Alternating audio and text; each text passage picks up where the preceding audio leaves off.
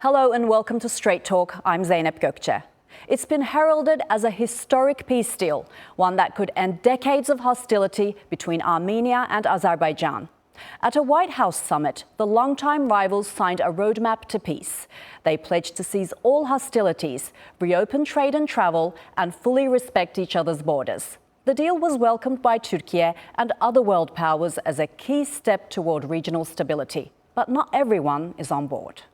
The country of Armenia and Azerbaijan are committing to stop all fighting forever, open up commerce, travel, and diplomatic relations, and respect each other's sovereignty and territorial integrity. The agreement carves out a controversial new transit corridor dubbed the Trump route for international peace and prosperity. It will link Azerbaijan to its Nakhchivan exclave via Armenian territory. President Trump announced that the U.S. will have exclusive development rights along the corridor. Turkey sees the deal as a game changer for the Caucasus, paving the way for greater connectivity between Europe and Asia. But countries like Iran have raised doubts on how it will impact the region. Can this fragile accord mark the dawn of lasting peace, or will new rivalries and doubts undermine the promise it holds? For more, joining us from Baku is Vasif Hüseyinov, a security analyst at the Center of Analysis of International Relations. From Santa Monica, California, Matthew Bryza, a former U.S. ambassador, and Vehbi Baysan, an assistant professor at Ibn Khaldun University. So, gentlemen, it's been called a historic moment that will end a decades-long conflict. Vasif, can we call this a victory, especially for Azerbaijan? Absolutely, it is a victory for Azerbaijan. It is a historic moment for the South Caucasus, indeed. But particularly for Azerbaijan, it is very important. It is a victory. For Azerbaijani people, the conflict between Armenia and Azerbaijan, the occupation of Azerbaijani territories for more than 3 decades was the main problem, was the main issue that everybody in Azerbaijan was trying to get resolved as soon as possible, because around 20% of the territories were under illegal occupation of Armenia. Up to 1 million people were displaced from the occupied territories. And in Washington last week, Armenia and Azerbaijan agreed on something that will lead to signing of a peace treaty, which will formalize the recognition of Azerbaijan's territorial integrity by Armenia. And also, very importantly, the two countries agreed together with the United States on opening of a corridor between mainland Azerbaijan and its isolated part called Nakhchivan. The corridor is going to pass through the territories of Armenia. So this was another major issue Azerbaijan was trying to resolve, because for the Azerbaijani side, Azerbaijani people, the fact that Nakhchivan was isolated, the fact that the only path to Nakhchivan was going through the territories of Iran was a main problem. Iran, for a while, was trying to use this as a leverage against Azerbaijan.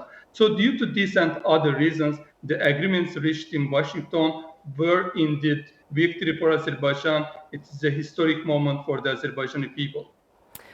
Yes, and this deal, it's been promoted as a deal that will bring peace and stability to the region, and it was brokered by the US. So, Matthew, how significant is this? Also, what does this mean for US interests, whether it's geopolitical or economic? Well, Zeynep, yeah, I mean, I worked on this as a U.S. official and as a think tanker for the past 24 years. And consistently, the U.S. had been trying to bring the parties together with Russia and France as the co-chairs of the OSCE's Minsk group. And those efforts got close a couple of times, but were never finalized because, number one, the countries of Azerbaijan and Armenia and their leadership weren't ready to take the final politically very sensitive steps. Because, number two, I think they didn't feel they had the U.S. president fully engaged and in a way that conveys the full force and clout of the U.S. government. President Obama was interested. He kind of got involved once. President George W. Bush, on whose staff I worked for 4 years, was interested at the time of the Key West meetings in April of 2001. But when they didn't succeed, he lost interest.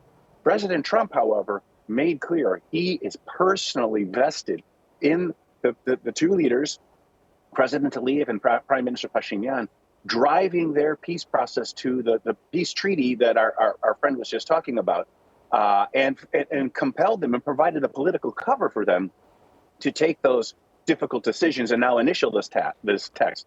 One final point. To get to the peace treaty, Armenia, according to Azerbaijan's requirements, must amend its constitution to take out language that suggested ambiguity about whether Armenia recognizes Karabakh as part of Azerbaijan.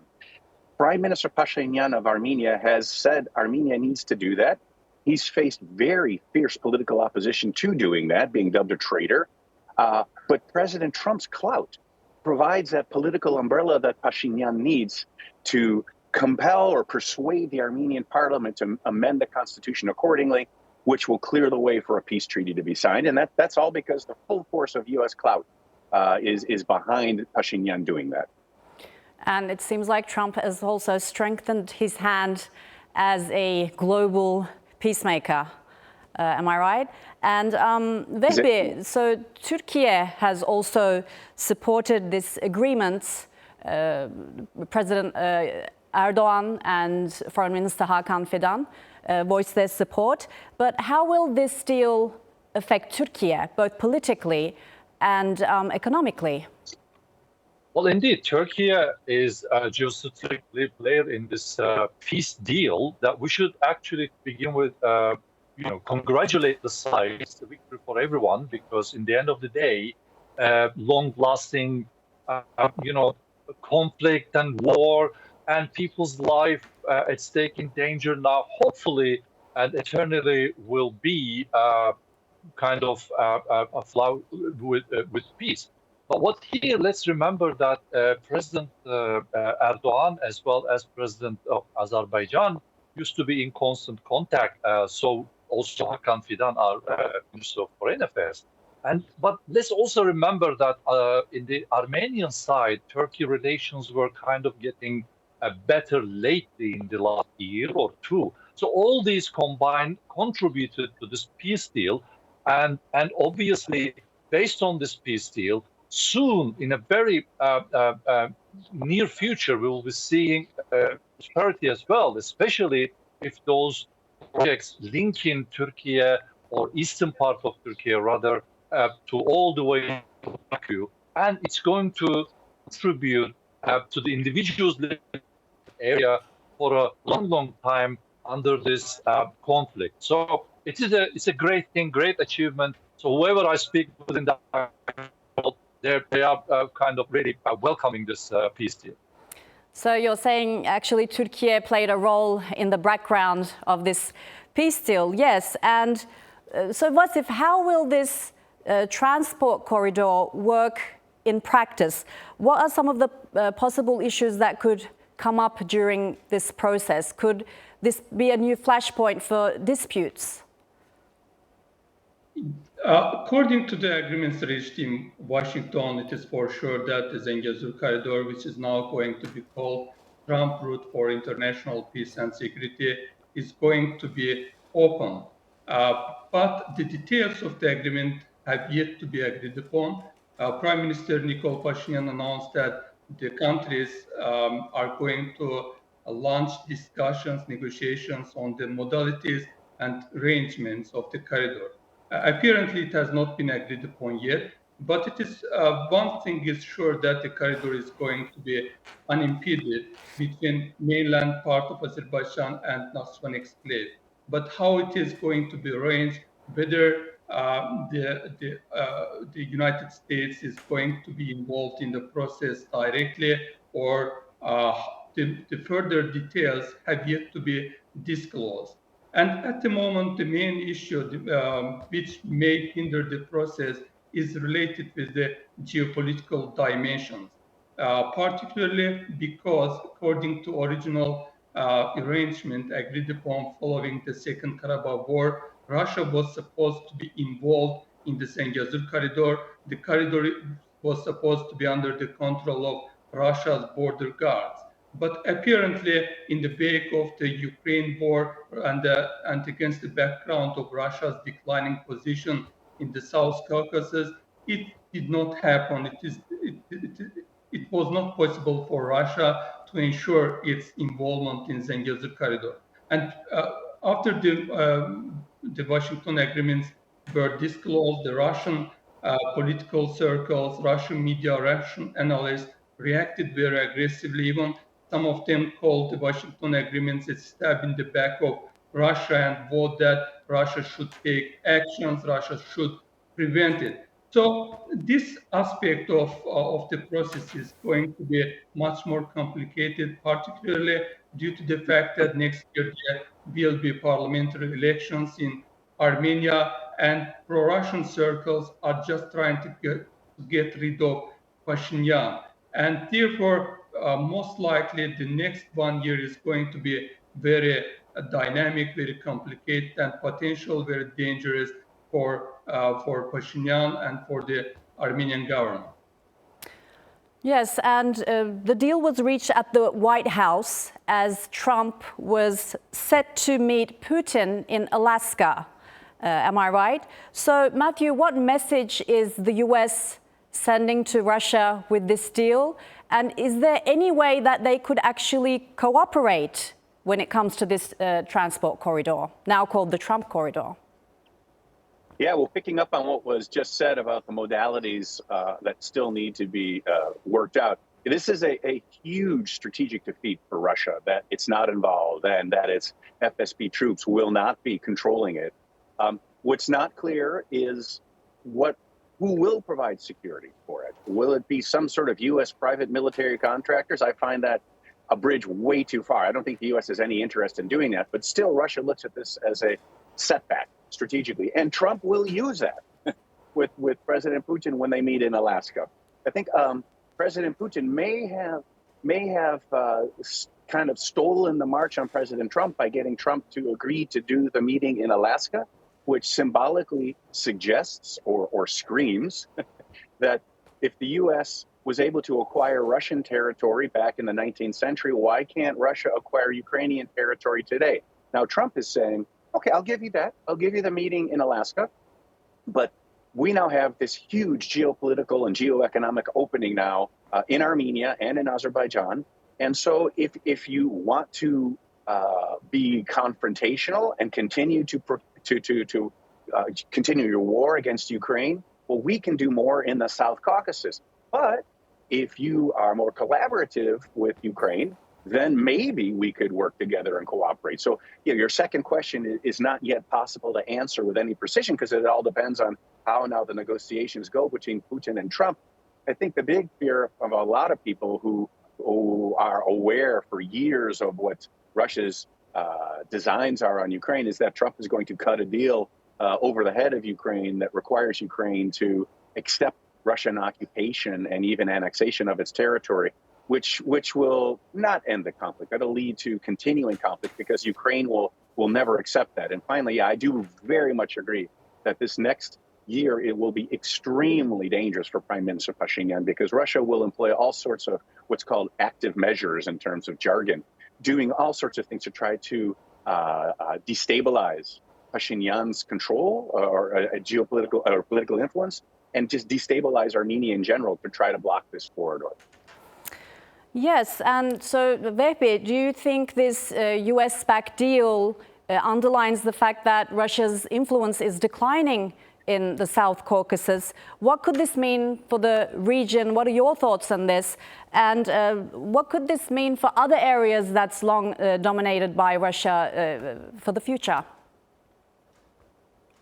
Well, this is precisely the position or the world expecting from the U.S. administration to do, to be a mediator and bring peace, especially for the conflicts like, very difficult to sort out. Here, I know it's probably relevant to our program, but Middle East is also should be the priority. Now, I think we should look at it from the point, as two of our dear guests suggested and quite rightly pointed out, that it was a very dangerous or it's a kind of very tough decision for Pashinyan to do. But I'm a historian, and history remembers very well those who make peace rather than war. So despite his personal maybe setback, Pashinyan went there and signed this. But the same thing applies to President of Azerbaijan, Mr. Aliyev, as well. But so you can see this is the collective effort. We should see it that way. And I'm sure one way or another, Russia also had a say in it. So I think we shouldn't see it as a defeat to Azerbaijan, defeat to Armenia, or even defeat to Russia. I think we should look at it from the perspective that signing this agreement will bring peace and prosperity to the region, will boost economies of the countries in the region. So I think from those positive points, we shouldn't see that anybody losing, anybody winning. Everybody is winning here, and we should be thankful to Mr. Trump for doing this, for initiating this. And we're curiously waiting what's going to happen at Alaska, because again, this was kind of impossible is happening. These two leaders meeting, and we're very much hoping that something positive would come out of there as well. All right, and Iran has also rejected Trump's planned corridor, and it's also another country that has weakened because of the conflict it had with Israel. Now, Vasip, was this a rare opportunity to push this deal forward from Azerbaijan's perspective, considering it's a longtime supporter of Armenia? Iran, for a long time, since the end of Second Karabakh War in 2020, has been opposing the Zengezur corridor, the Trump corridor, which is going to be called now. According to Iran, this corridor will cut Iran's access to Armenia and through Armenia to Black Sea. So that's why Iran even threatened Azerbaijan and Turkiye with military actions if the two countries if the two countries apply to the use of force in order to open the Zengezur corridor. And after the Washington agreements, we see that in Iran, the political circles are divided in their approaches, in their reactions to the opening of the Zengezur corridor. One group of people, which is led by radical circles, they are opposing it. Even the members of the parliament and advisor to supreme leader threatened that Iran will take military actions either with Russia or without Russia to stop the implementation of the Washington agreements.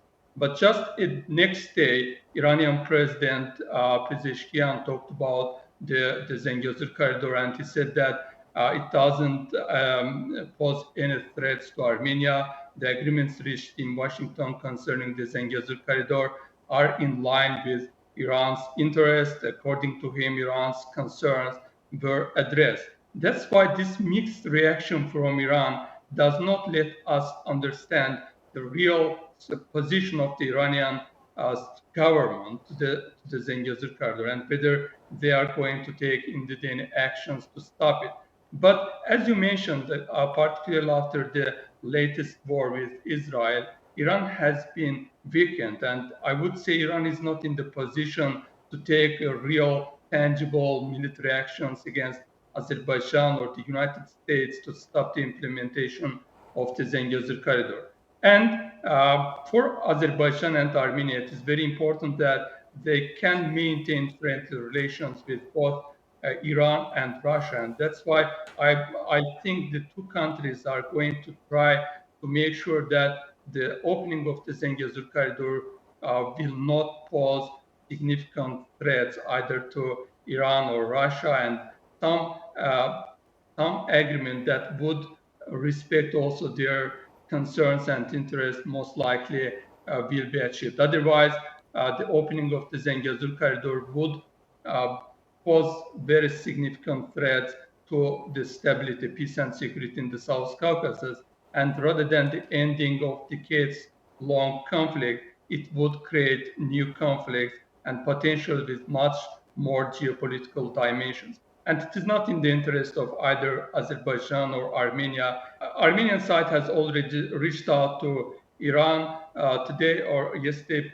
Prime Minister Pashinyan talked about the Zengezur corridor with Iranian president, and also Iranian delegation is now expected in Armenia. So I observed that both Armenia and Azerbaijan are trying to make sure that the corridor is going to be open, but would not pose any significant threats to peace, security in the South Caucasus.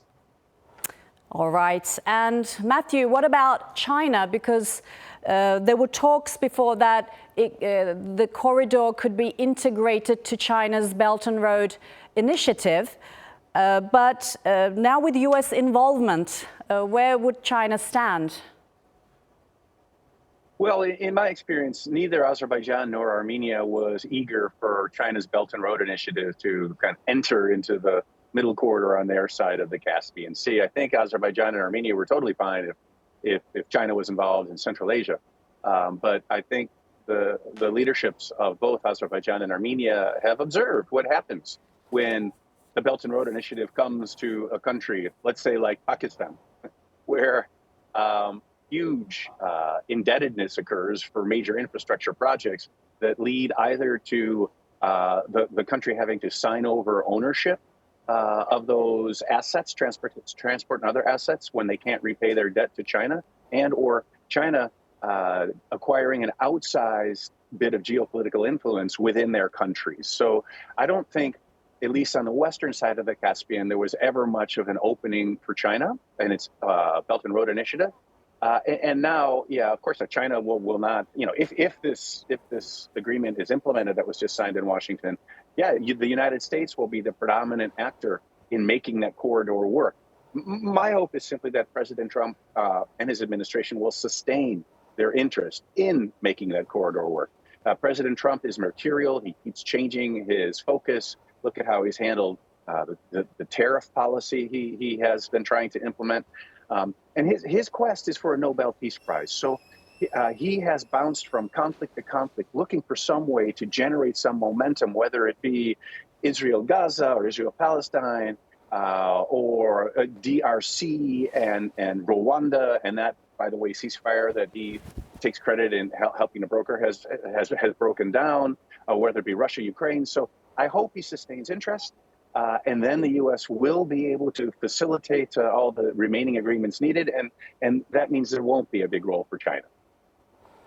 All right. And Vehbi, earlier you mentioned how this deal could pave the way for the normalization, full normalization between Turkiye and Armenia. But I wonder what you think about, like, on one hand, Armenia is accusing Turkiye and lobbying for a so-called Armenian genocide, but also is seeking normalization with Turkiye.